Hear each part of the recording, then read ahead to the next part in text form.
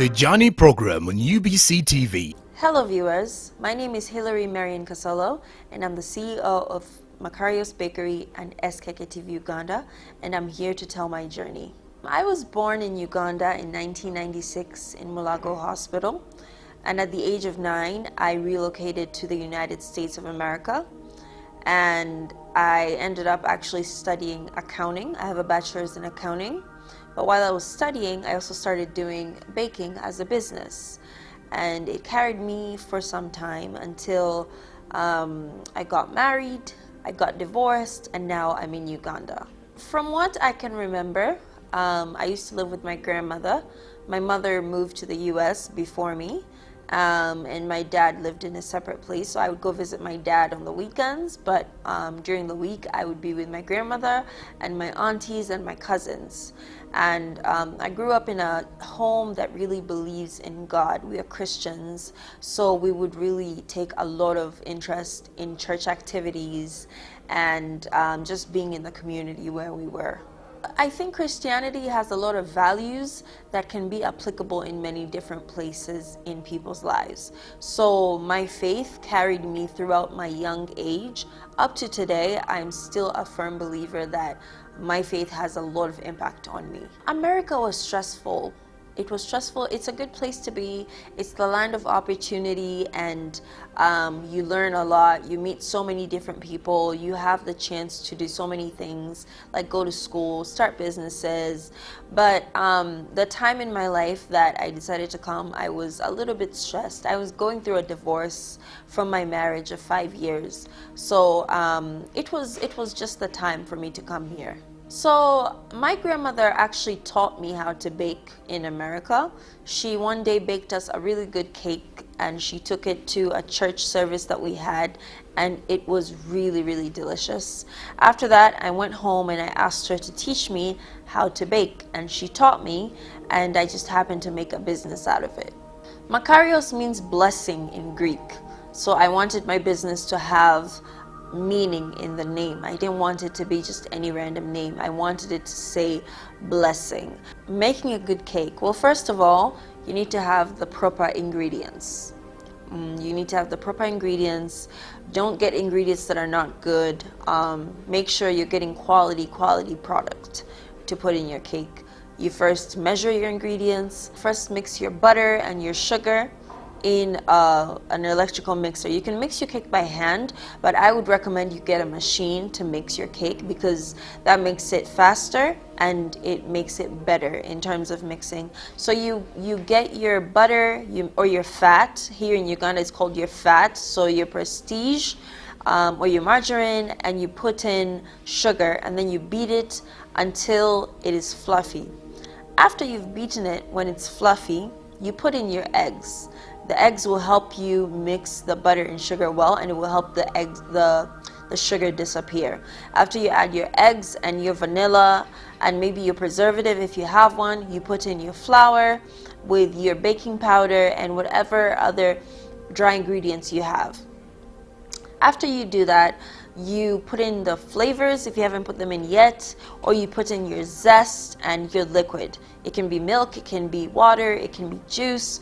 If your cake calls for liquid, this is the time you put it in. After that, you put it in your cake pans and you pop it in the oven for however long it needs to be in there until it's finished. When you're done, you just stick something in the middle of the cake to make sure that it is cooked properly. You don't want to take a cake out of the oven that is not properly made or ready. After you take it out, you have to cool it for a few hours, because you cannot ice a cake that is not cooled. You cooled it properly. After that, you prepare to ice your cake. You can ice it in buttercream or fondant. Buttercream is the soft frosting or icing sugar, and fondant is the kind of hard icing that you put on wedding cakes, birthday cakes, or cakes that need to be in the heat for a really long time. And buttercream, you can put it on cakes that are going to be in the fridge or are going to be eaten right away. So I do all sizes, all shapes, and all kinds of cakes. My smallest cake is an 8-inch tall cake. And after that I do a 10-inch, then we go up to 12, 14, and then the shapes change. I have a hectagon cake, I have a square cake, I have a loaf pancake, I have queen cakes, and I do all kinds of events. I do kwanjulas, birthdays, kuhinjiras, weddings, any kind of occasion that you have, I will make a cake for you. Even though you just want to make a cake to eat at your house, I will make that cake for you. Cakes are a way of creativity and expression.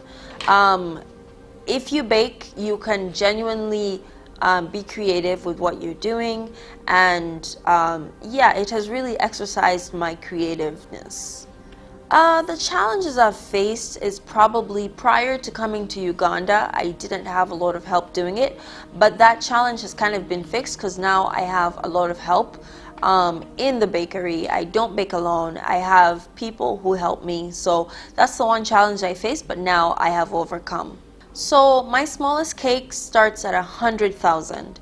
But that does not include delivery, and if you send me a cake that is a little bit complicated in design, the price may be different, but we basically start our cakes at 100,000 and we go up from there based on design and size. I try to do things in time because I know that power is an issue in Uganda. Sometimes the power is off.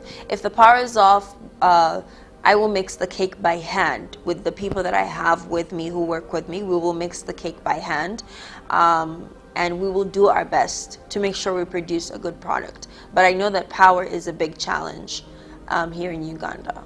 I think that sometimes a person has to understand that it's a business and you're going to meet all kinds of people with different characters, different thought processes, different manners, different culture, but you have to be able to accommodate all your customers because the customer is king. The customer is always right. If the customer tells you, I want a blue cake, you're not going to give them a red cake. If they say something is missing on my cake, you're going to ask, okay, what's missing? How can I make it up to you? How can I make it better? Because the customer is the boss. We just had a training where we took everyone who helps me in the bakery through what it means to bake a cake, what it means to measure a cake, what it means to decorate a cake, and it went really well. So people's development is very important. So I use a lot of social media. I post the cakes I make on my TikTok, I post them on Instagram, I post them on WhatsApp, and also word of mouth goes a really long way. If someone tries my cake and they really like it, they have no issue telling their friend, their sister, their brother, their boss that, hey, I have someone who can make really good cakes and I can give you their contact and they can do something really, really good for you. So word of mouth works pretty much the best, but I also use channels like TikTok, WhatsApp, and Instagram. People have given me positive feedback. People really like my cakes. Recently I made a cake for the presidential installation for the Rotary. It was the 8th installation for the Rotary Club of Mienga Tank Hill, and people loved my cake, and I had people call me after and say, hey, I want you to make me a cake, the same one that you made at the Rotary event. So the feedback has been really good. I try to have different relationships with everyone who helps me because people are different and some people act different, talk different, so I have to acknowledge that and I have to deal with everybody as they are, not as a whole. Mixing a cake is 1 hour. Baking the cake is 2 hours based on the oven that you have and the kind of heat that comes out of it. Cooling a cake is another 3 hours.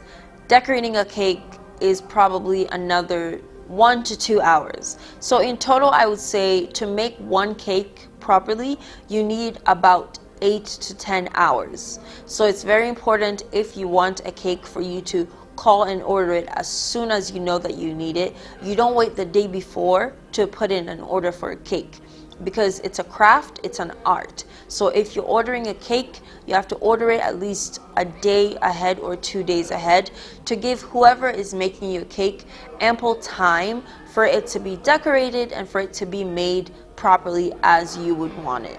The cakes I make have a good shelf life. They last for a long time because they have a preservative in them. And some cakes, if you're not aware, some cakes do have alcohol in them, and alcohol is a known preservative. So between the alcohol preservative and a regular preservative, your cakes will last you a really long time. So I haven't had a client yet who tells me they don't take sugar, because a cake is made with sugar. It's a key ingredient.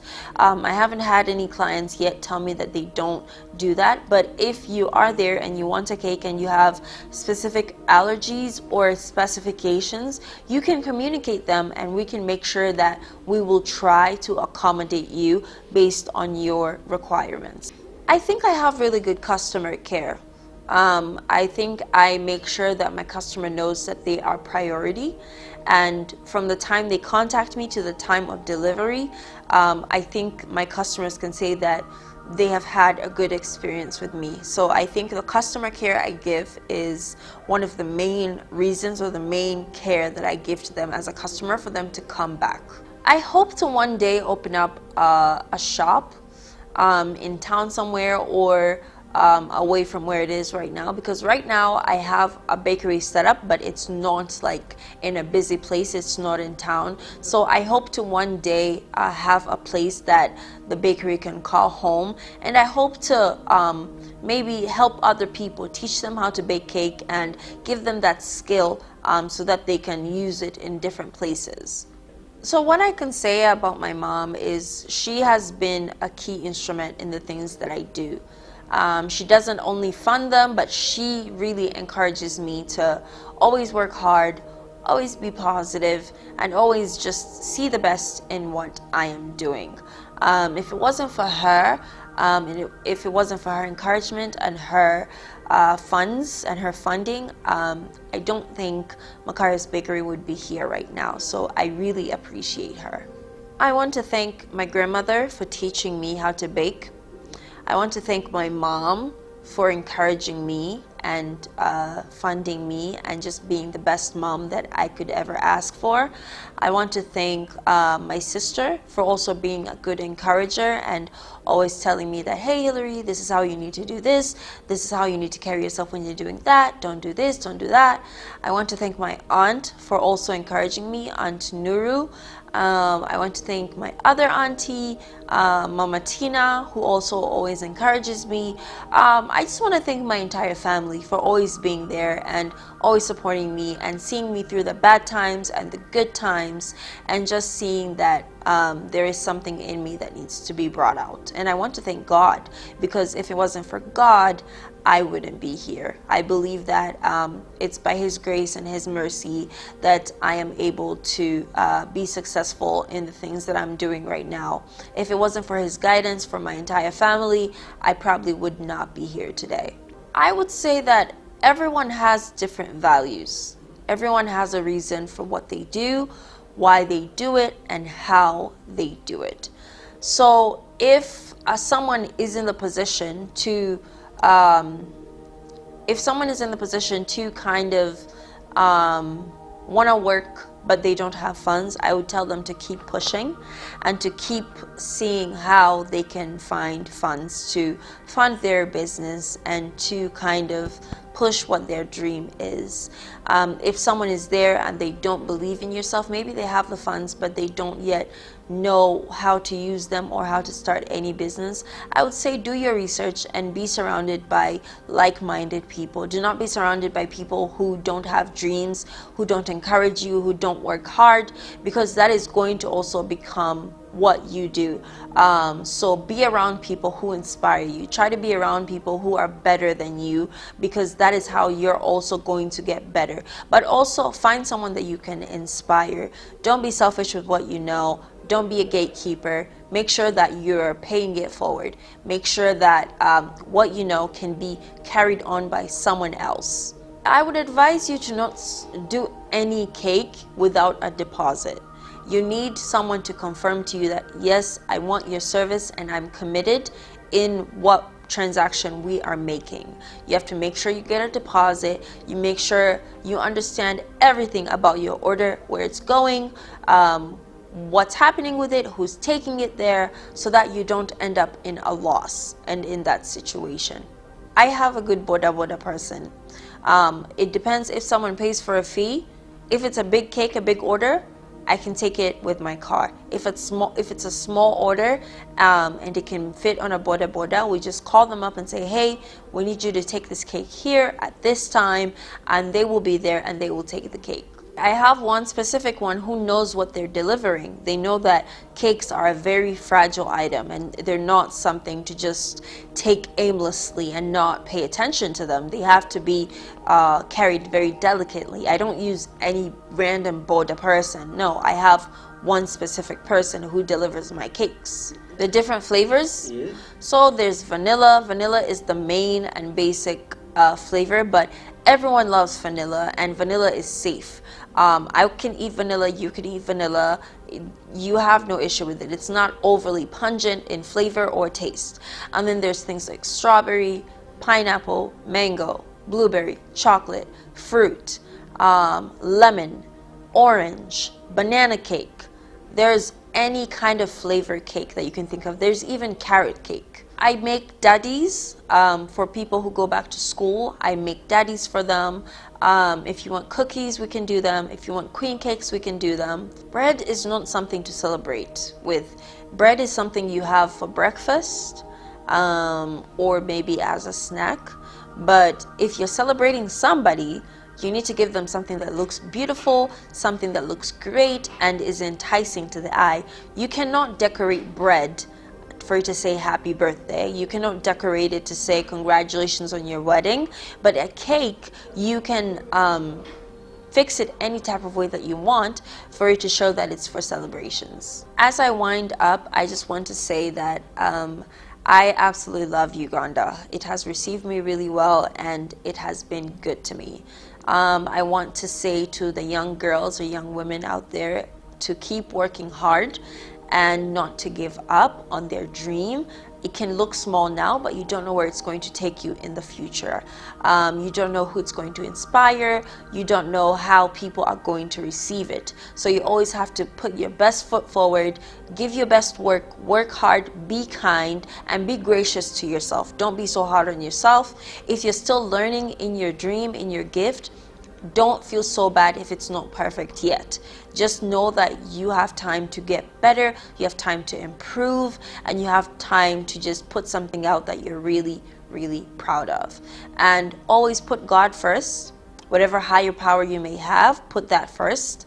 And always, always, always trust your family because they know best. They can reach me on 0776 106 109. Just call me or send me a message on WhatsApp and I will get back to you.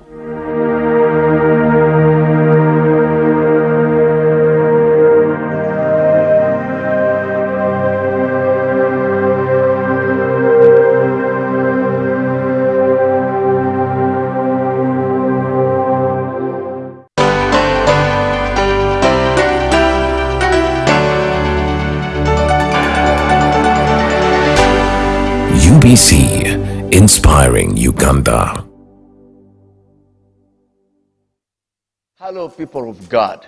I'm Reverend Dr. Arthur Magezi, and I have a series of teachings entitled I Am a Soldier. These teachings are on spiritual warfare and deliverance. In the last episode, we looked at the spirit of Jezebel.